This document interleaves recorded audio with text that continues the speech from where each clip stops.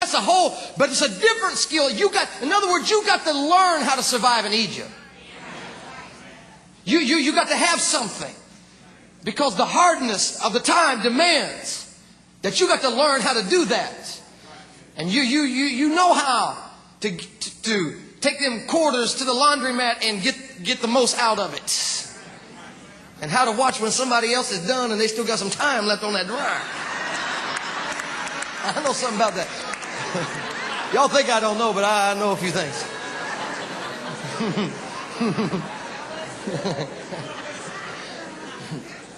And that takes something. It takes something. But when your prayer is, God, enlarge me. God said, I can enlarge you in a moment. The problem is, what you gonna do? In a land that flows.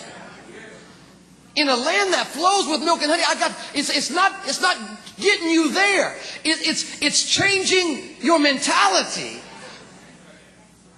from being oppressed and victimized and being limited to a place of enlargement.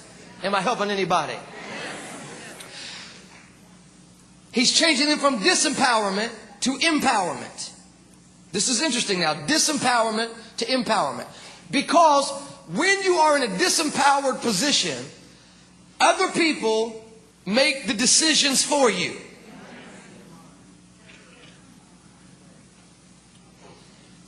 And the government tells you this is where you live. We call it government housing. And thank God for you having a place. And whoever needs it, thank God it's there for them. And for whoever needs it. The point becomes, one day God wants to bring you to the place of self-determination where you say, I'm going to live where I want to live. In Egypt, they told them when to get up, what to eat, when to go to bed. Now this may be startling to somebody, but I got to tell you the truth. There is a consistency with that kind of oppression that some people become so used to until they would rather have the security of bondage than the unpredictability of freedom. People that have been incarcerated for a long time, sometimes it's referred to as institutionalization, where they're more comfortable because now on the outside they have to make their own decisions. Have to decide when they're going to eat, where they're going to go. But after being locked up for so long, the structure of it has set in. It's not what was outside, now it's moved inside.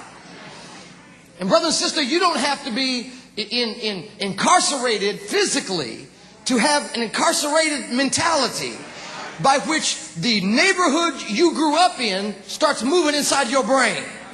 And the people that you've been around all your life, their thoughts become your thoughts. And what society says you're capable of starts moving in. And all of a sudden, the prison is not external. You drive where you want to drive and wear what you want to wear. But in your mind, there is a mentality of limitation. And you told God, I just want to be free from this pressure. And God said, I can do that easy, but I'm getting ready to do something else. I'm getting ready to bring you from limitation and disempowerment to a place of largeness and empowerment. So I'm not going to walk you out the door of Egypt and step your foot in the promised land. I'm going to walk you into a wilderness so that you can ask me the question that's really in your heart. Can God take care of me outside of a system of predictability?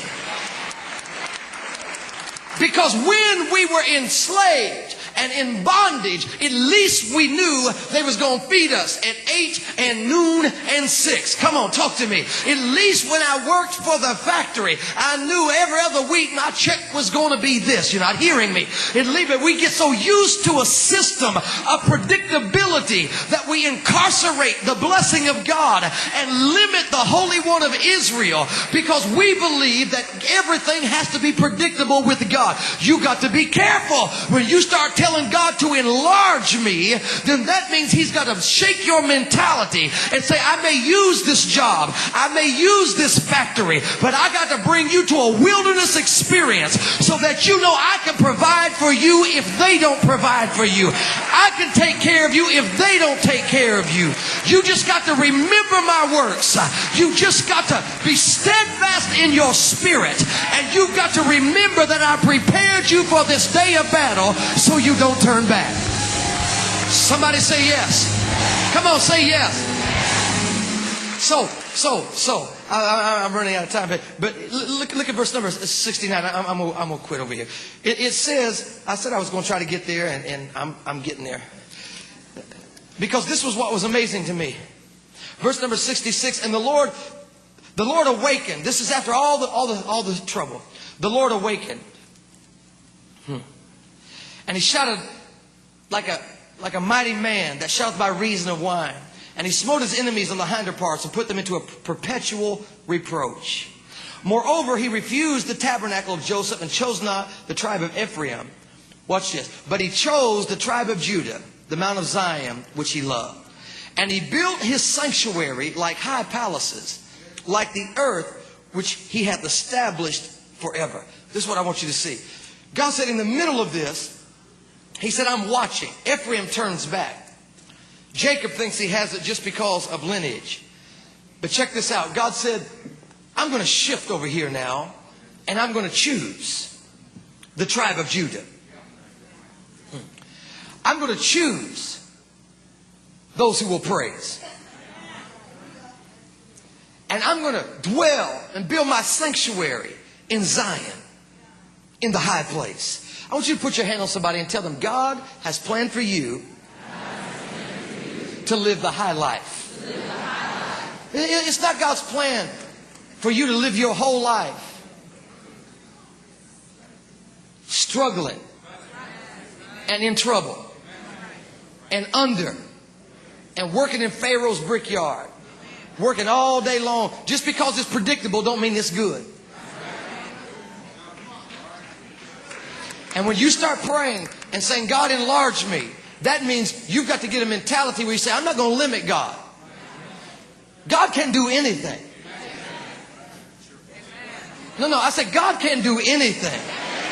If God can bring food to them, you got to read this chapter when you get home. The Bible said they cried out to God. They said, well, we want meat. After the Bible said they did eat angels' food. They ate manna. God said, I'm going to give you angels' food. And the Bible said that when they ate the manna, it tasted like fresh oil in their mouth. And then they got tired of manna. The Bible said they did eat angels' food. And then they told God, well, we want some meat. And God gave them meat.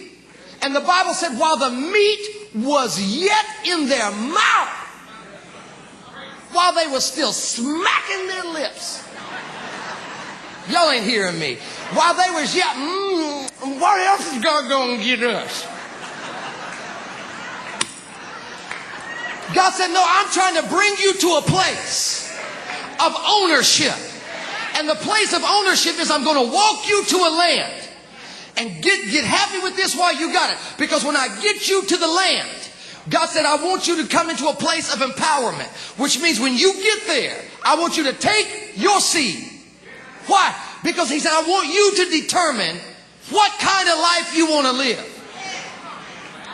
And now you're going to come into the process of ownership and cultivate the land. Drive the enemy out. So you got to change your mind, because if you go there, you remember how it went. When they got there and they saw opposition, the first thing they did, many of them, almost all of them, went back to that mentality. If we see an opposition, then they must be stronger than us, because their mentality went straight back to allowing other people to oppress them.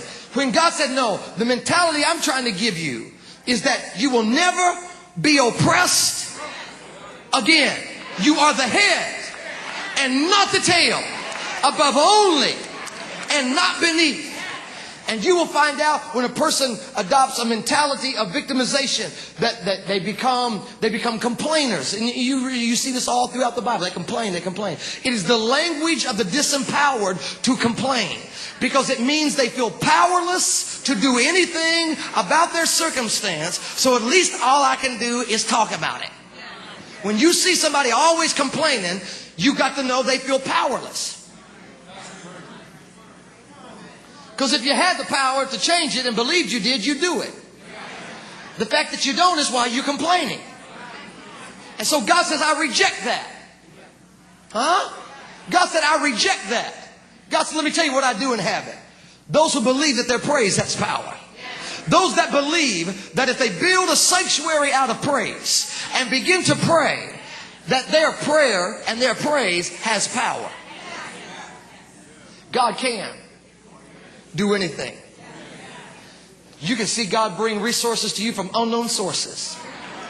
Just because you don't know it doesn't mean it ain't out there.